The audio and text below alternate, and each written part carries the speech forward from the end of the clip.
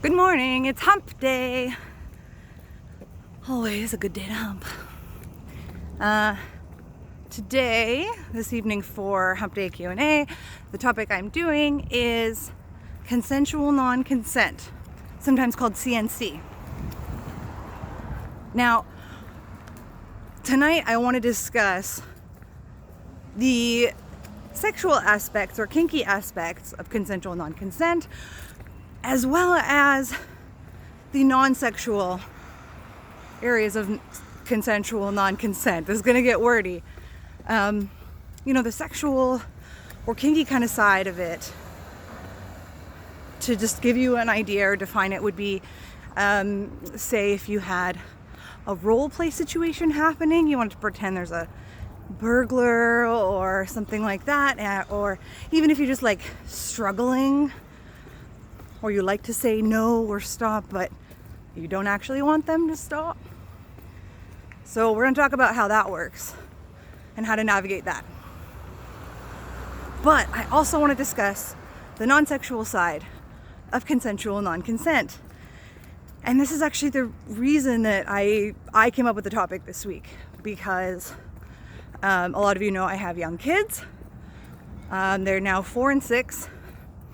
And talking about consent, consent is obviously a word that people have become more aware of in more recent years.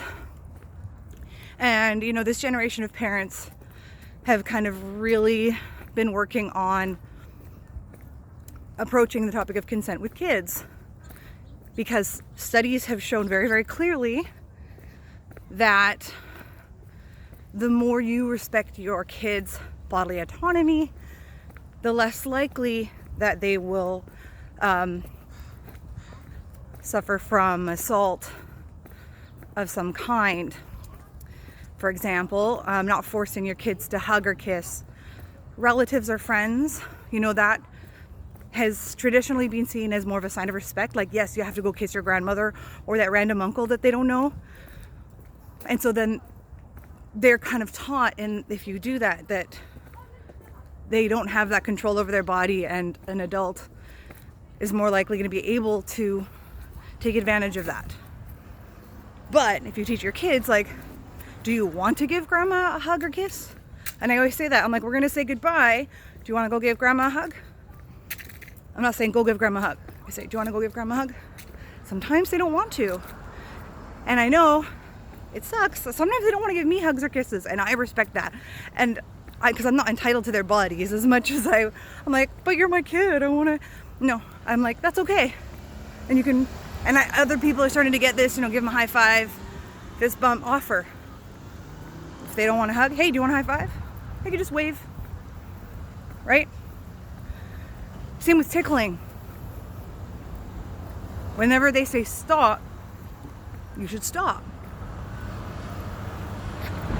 I'm going to obviously get more into this. I don't want to go too much, but that's always gone well. And so it also teaches the kids that not only do they have control over their body, but they should respect other people's choices. So when they're tickling me and I ask them to stop, they usually stop. And if they don't, I say, you know what? Whenever you say stop, I stop. It's important. But now they're getting to an age where they're starting to say, I said stop, but I don't actually want you to stop. Or maybe they want me to chase them, and they like to go, no, stop, but they don't actually want me to. So I'm going to talk about that and how we've discussed approaching that kind of topic. I'm almost home.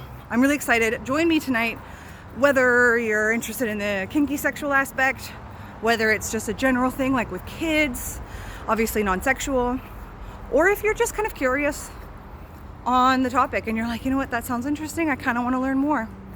Join me tonight, 7:30 p.m. PT, live on Instagram. If you're not able to catch the live video, I'll post it on my YouTube. See you then.